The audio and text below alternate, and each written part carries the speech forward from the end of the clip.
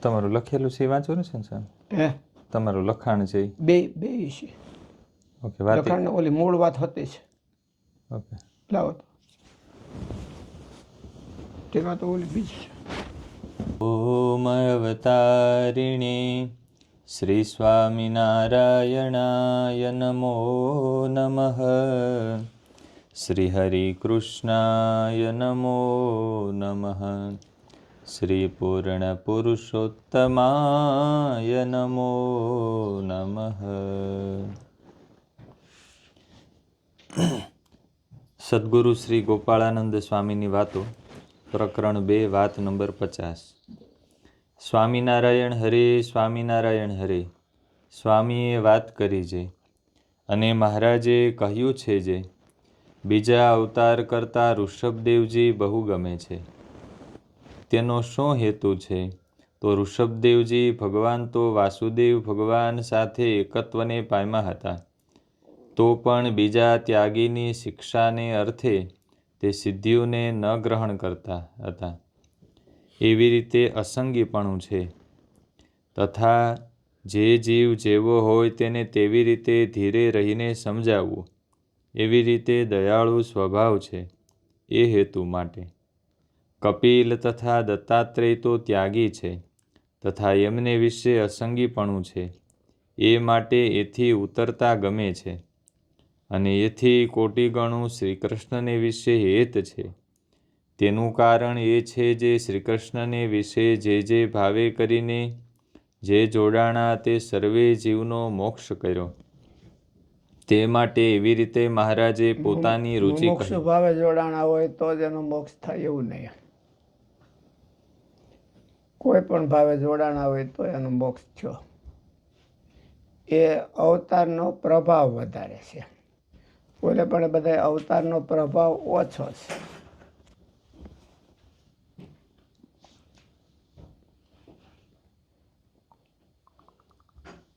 અને એથી કોટી ગણું શ્રી કૃષ્ણને વિશે હેત છે. તેનું કારણ એ છે જે માણસ હોય એમાં માનવમાં માનવતા એ નોખી હોય ને. માણસ તો બધા હોય પણ માનવતા ઓછી વધતી વધારે ઓછી એમ બધી હોય માનવતા. એમ ભગવાન બધા પણ ભગવત્તા એવું કંઈક હોય છે.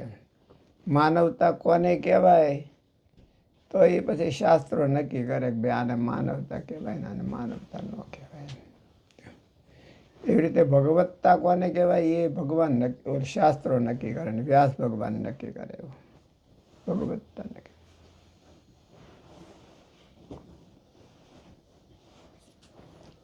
ઓલામાં હમણાં અમે બ્રહ્મસૂત્રનો 3જો અધ્યાય લઈ છે. એમાં આવ્યું હતું ઉભય લિંગત્વ, ઉભય લિંગાધિકરણ. હે એટલે એ ભગવાનની ભગવત્તા માટે લખ્યું છે. ભગવાનની ભગવત્તા ઉભય લિંગાધિકરણ. દોષ નિવારણપણું અને કલ્યાણ કરવા પણ એ ભગવાનની ભગવત્તા છે. હે પ્રતિભટ અને કલ્યાણિકતા, પ્રપંચ પ્રત્યનિકતા અને કલ્યાણિકતા એ ભગવાનનું ભગવાન પણ કહેવાય. શાસ્ત્રો એવું કહે છે ભગવાન હોય તો આમાં આવે. પછી કેટલું વધતા ઓછું છે એના આધારે અવતારોનો પ્રભાવ છે. બધા અવતાર હરખા એવું મહારાજે ના પાડી, અને મહારાજે પોતાના મેળે ના ન પાડી.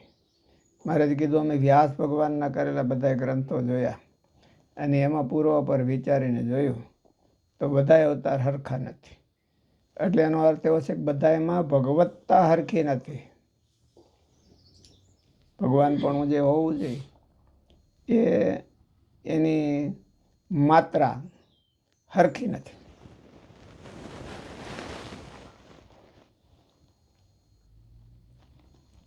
અને એથી કોટી ગણું શ્રી કૃષ્ણને વિશે હેત છે. તેનું કારણ એ છે જે શ્રી કૃષ્ણને વિશે જે ભાવે કરીને જે જોડાણા તે સર્વે જીવનો મોક્ષ કર્યો.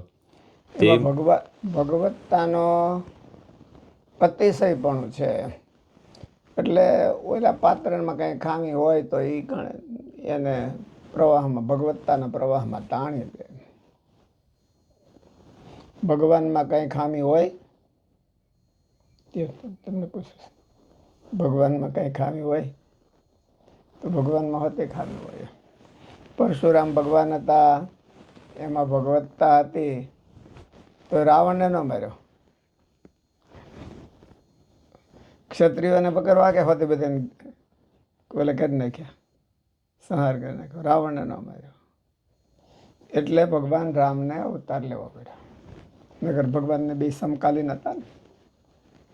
ભગવાનને રામ રાજ્યની સ્થાપના કરવી હતી, પણ પરશુરામ ભગવાન ન કરી શક્યા. એટલે ભગવાન રામને આવવું પડ્યું કે ભાઈ મારે રામ રાજ્ય સ્થાપના કરવી.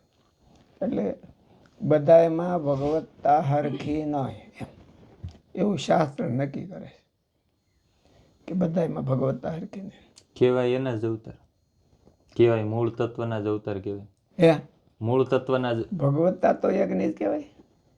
ભગવત્તા તો એક, ભગવત્તા એક જ છે.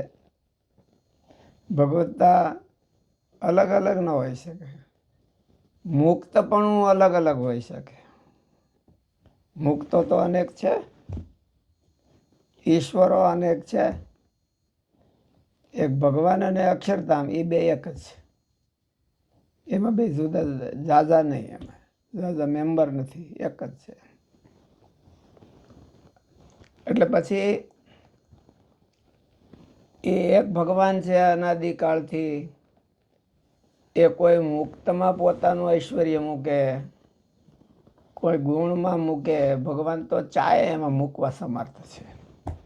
કોઈ ચેતન ન હોય અને પોતાનો ગુણ હોય તો પણ એમ મૂકે. પોતાનો સંકલ્પ હોય. આપણે ક્યાંક લીલામાં એવું આવે છે ને, સચ્ચિદાનંદ સ્વામીનો સંકલ્પ હતો, એ મૂર્તિમાન થઈને એવું ક્યાંક લીલામાં આવે છે. તો ભગવાનનો સંકલ્પ, પછી આ સચ્ચિદાનંદ સ્વામીનો સંકલ્પ મૂર્તિમાન કામ કરતો હોય તો આ તો બધા કામ કરી શકે. ભગવાનનો સંકલ્પ તો કામ કરી શકે. અને એથી કોટી ગણું શ્રી કૃષ્ણને વિશે હેત છે. તેનું કારણ એ છે જે શ્રી કૃષ્ણને વિશે જે ભાવે કરીને જે જોડાણા તે સર્વે જીવનો મોક્ષ કર્યો. તે માટે એવી રીતે મહારાજે પોતાની રુચિ કહી.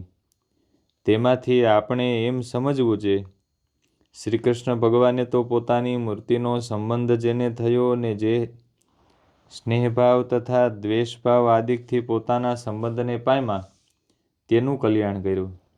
જેમ પારસમણીને લોઢું અડે ત્યારે સોનું થાય, તેમ આ કહ્યા જે અવતાર તેના જોગમાં આવે પણ તેનું ચિંતામણી હોય કલ્યાણ તો એને અડવાની જરૂર નહીં. એને ખાલી નજીક હોય તોય થઈ જાય.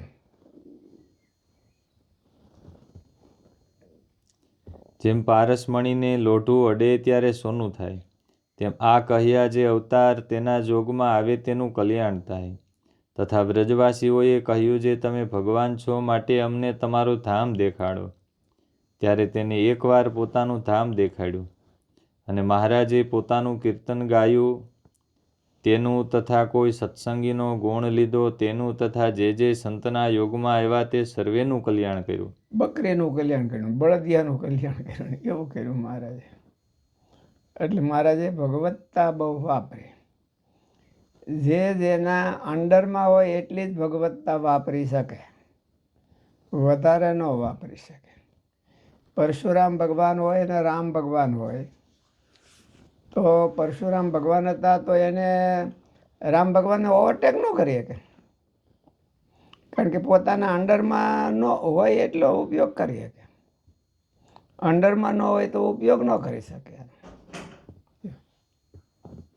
અને રામ ભગવાને પરશુરામ ભગવાન પાસેથી ધનુષ લઈ લીધું, વિષ્ણુ ધનુષ, તો એને અરે પોતાનું ભગવાનનું ભગવતપણું હોતે લઈ લીધું. એટલે લેવું ને મૂકવું, આપવું અને ન આપવું એ વધારે હોય અને જે એનાથી મોટો હોય એ જ કરી શકે, બીજો કોઈ ન કરી શકે. શાસ્ત્રના આવા નિયમ થોડાક સમજવા જોઈએ. જેમ ન્યાય છે એ બતાવે ને કે વિચાર કરવો હોય તો આમ જ કરાય, આમ ન કરાય. લોજિક હોય એનો કંઈક નિયમ હોય ને. લોજિકનો નિયમ શું?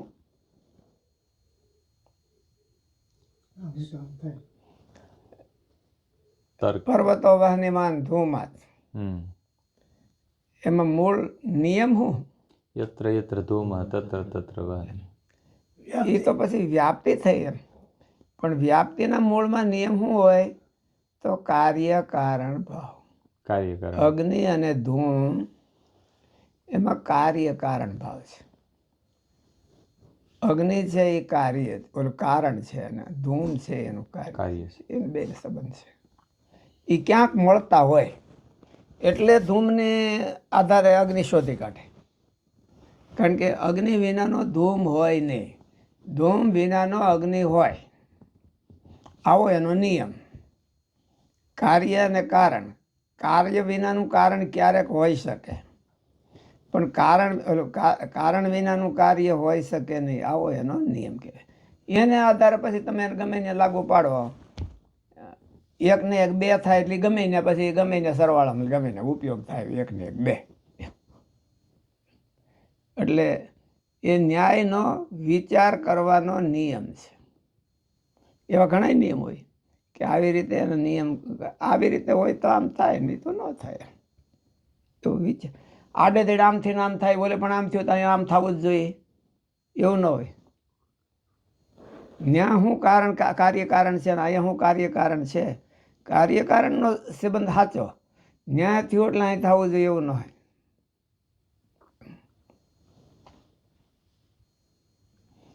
એમ એ તો ખાલી એ બાહ્ય પદાર્થવાદી છે, ન્યાય નૈયાયિકો. અધ્યાત્મવાદી નથી. અધ્યાત્મવાદીના પણ નિયમો હોય છે, અને એ નિયમો આપણે ઉપનિષદોને એમાં બધા કીધા હોય કે બ્રહ્મસૂત્ર અને એ બધા નિયમો કીધા હોય.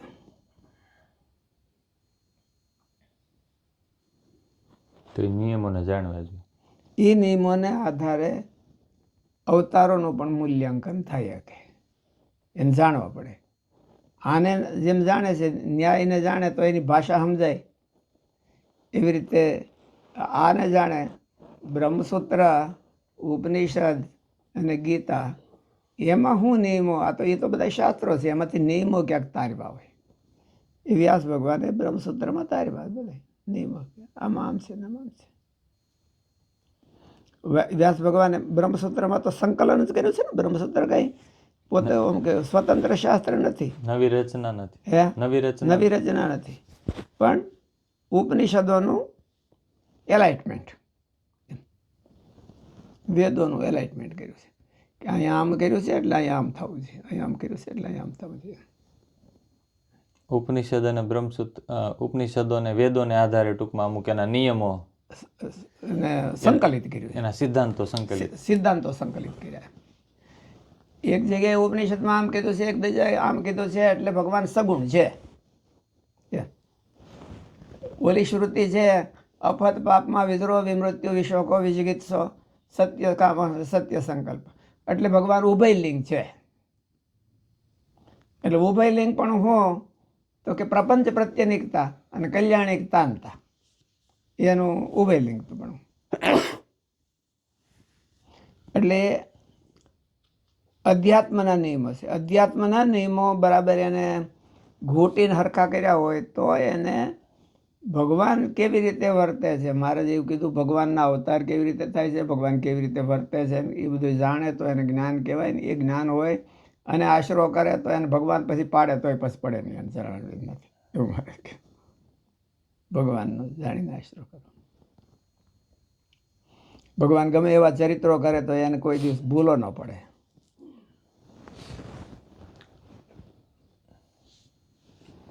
એટલે ભગવત્તાના નિયમો હોય છે.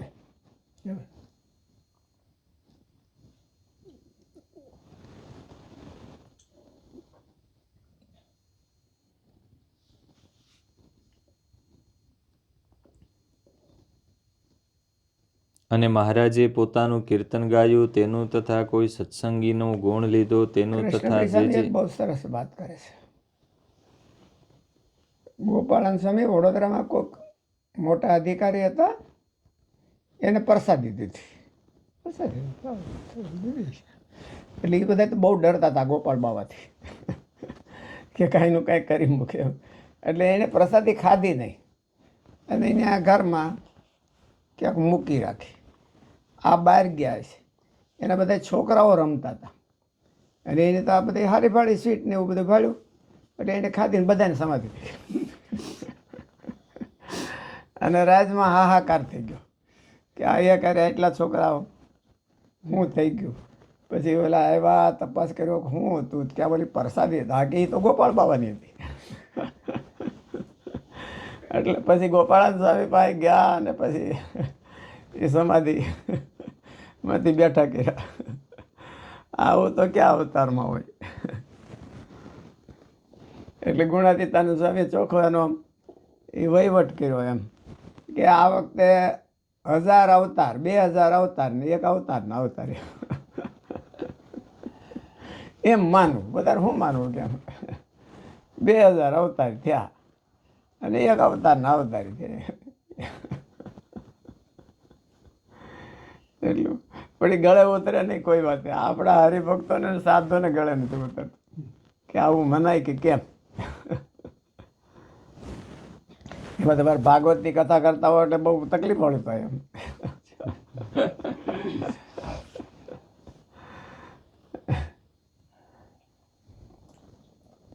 તો ભગવત્તા તો પછી ભગવાન સિવાય બીજામાં પણ ભગવાન મૂક્યા હતા. ભગવાન મૂક્યા એટલે તો 5-6 પ્રકારના અવતાર કીધા ને. આવેશ અવતાર ને, કલા અવતાર ને, અંશ અવતાર, હે અંશ અવતાર, અંશ અવતાર ને એ બધા એવું કીધું. એવા અવતારો કીધા છે. અવતાર ને પૂર્ણ અવતાર ને એવું બધું. મહારાજ અવતારના અવતાર એવું એક વિભાગ કહેવાય.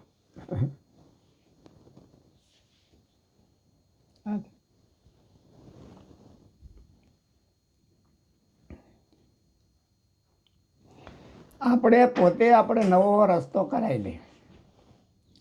પણ રામાનુજાચાર્યજીએ કીધું હોય, બીજા આચાર્યો માનતા હોય, એને આધારે નિયમ ટાળવાનો. મહારાજે એવું જ કીધું કે અમે વ્યાસ ભગવાનના કરેલા ગ્રંથો જોયા તો એને પૂર્વાપર વિચારીને જોયું તો એમાં આવું છે. બધા અવતાર હરખા નથી. એ તો મહારાજે પોતાનું સ્ટેટમેન્ટ તો ન આપ્યું, પોતે સંકલન કર્યું કહેવાય. શાસ્ત્રોનું બધું સંકલન કરીને આવો નિયમ તાર્યો. એને નિયમ કહેવાય. અવતાર સંબંધી નિયમ કહેવાય. બધા અવતાર હરખા નથી. અવતાર બધા હરખા નથી, શું કરવા નથી એ પાછું કોઈ જગ્યાએ નિયમ કર્યો હોય કે બધા શું કરવા હરખા નથી. અને વ્યાસ ભગવાને બ્રહ્મસૂત્રમાં કર્યો હોય કે ઉપનિષદોમાં કર્યો હોય કે ગીતામાં કર્યો હોય કે એમાંથી ક્યાંક કર્યો હોય, અથવા તો ઇતિહાસો હોય એના આધારે કર્યો હોય. મહાભારત એ કંઈ ઓછો આમ કે મહત્વનો ગ્રંથ નહીં, એ બહુ મહત્વનો ગ્રંથ કહેવાય. ભાગવત ને એ બધા મહત્વના ગ્રંથો તો એને આધાર કર્યું હોય. રામાનુજાચાર્યએ મોટા ભાગનો આધાર વિષ્ણુ પુરાણનો લીધો છે અને વલ્ભાચાર્યજી મહારાજે ભાગવતનો લીધો. મહારાજને પણ ભાગવત કે વિષ્ણુ પુરાણ કરતાં ભાગવત વધારે પ્રિય છે. એને આધાર વધારે મળે. પુરાણો લાંબી કથા કે ત્યારે એક વાક્ય તારવે. પુરાણોમાં લાંબી કથાઓ હોય અને ત્યારે એક નાનું એવું વાક્ય, નાનો એવો સાર નીકળ્યો હોય એમાંથી કથાઓને આધારે. પણ એને ઇતિહાસ કથાઓ કહેવાય. એ ખોટી નહીં. એને બધું ઓથેન્ટિક કહેવાય.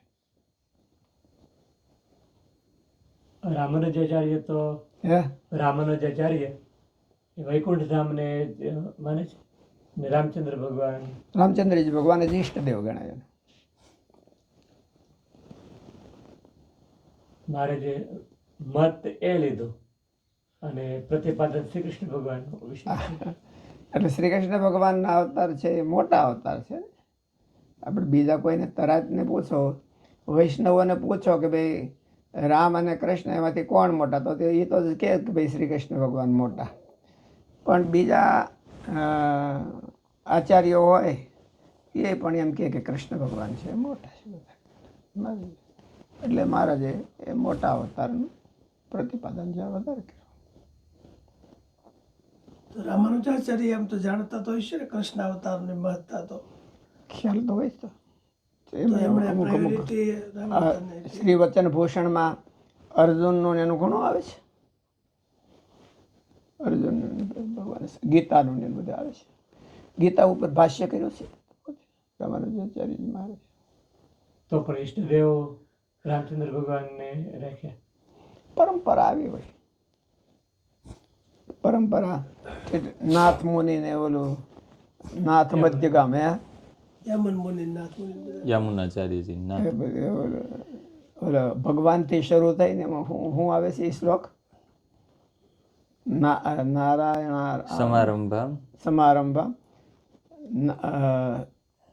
નાથ મધ્યગામ અસ્મદાચાર્ય પર્યંતમ વંદે ગુરુ પરંપરા. લક્ષ્મીજી વચ્ચે આવે છે. લક્ષ્મીનાથ આ લક્ષ્મીનાથ સમારંભ લક્ષ્મીનાથ સમારંભ નાથ યામુન મધ્યગામ મધ્યમાં.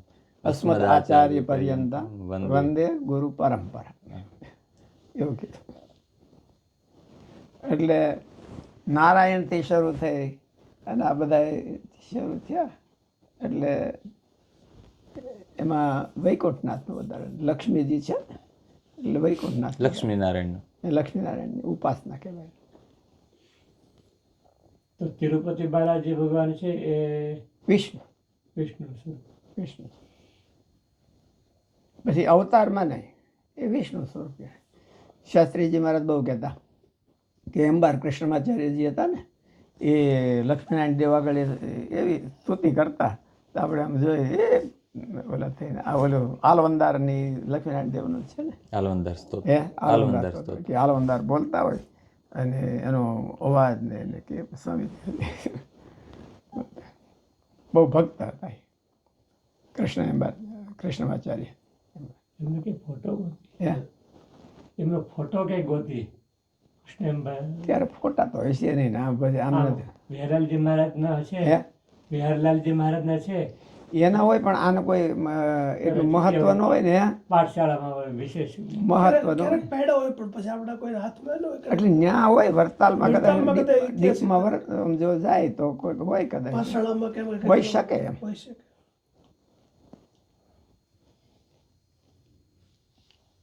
લક્ષ્મીનારાયણની ઉપાસના કે હે લક્ષ્મીનારાયણની ઉપાસના ને લક્ષ્મીનારાયણ રામચંદ્ર છે.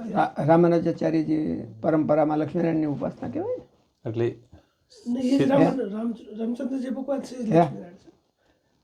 શું કહ્યું? સીતારામ ને લક્ષ્મીનારાયણ બે એક જ. બે એક ગામ. રામચંદ્રજી ભગવાન છે એ વૈકુંઠનાથ જ કહેવાય છે. એટલે સીતારામ કહો કે લક્ષ્મીનારાયણ કહેવાય. તથા જે સંતના જોગમાં આવ્યા તે સર્વેનું કલ્યાણ કર્યું તો પોતાના સંબંધે પાયમાં તેના મોક્ષમાં શું કહેવું? તથા સાધુ દ્વારે તથા સત્સંગી દ્વારે તથા સોટી અને લાકડી દ્વારે કરીને સમાધિ કરાવી તો પોતાને જોઈને સમાધિ થાય તેમાં શી મોટી વાત કેવી?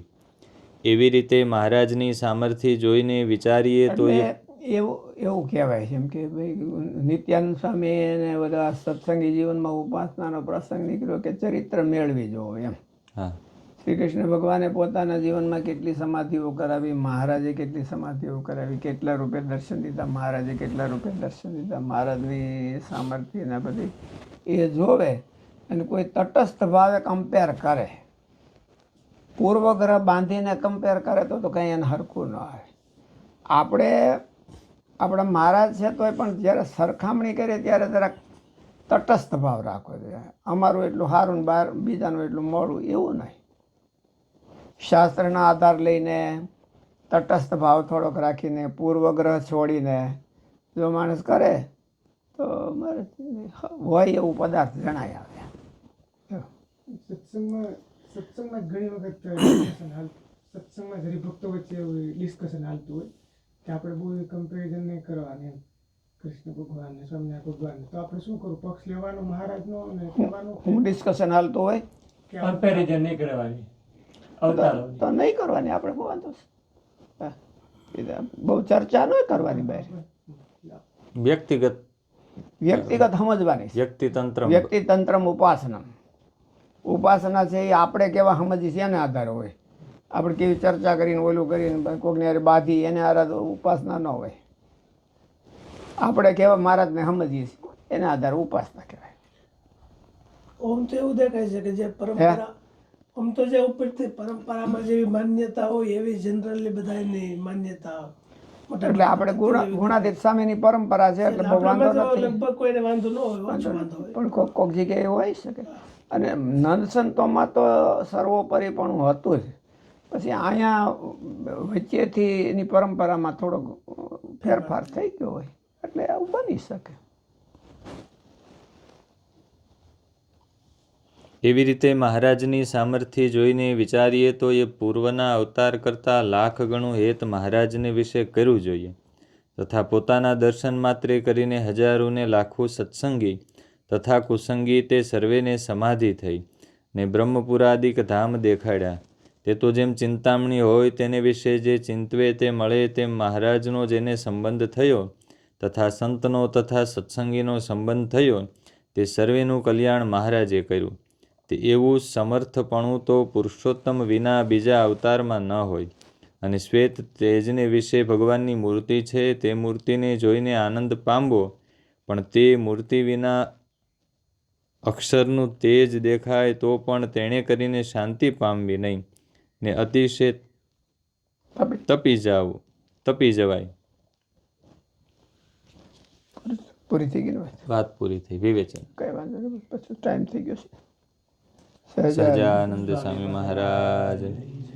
શ્રીપતિમ શ્રીધરમ સર્વદેવેશ્વરમ ભક્તિધર્માત્મજમ વાસુદેવમ કેશવમ કામદમ કારણમ શ્રી સ્વામિનારાયણમ નીલકંઠમ સહજાનંદ સ્વામી.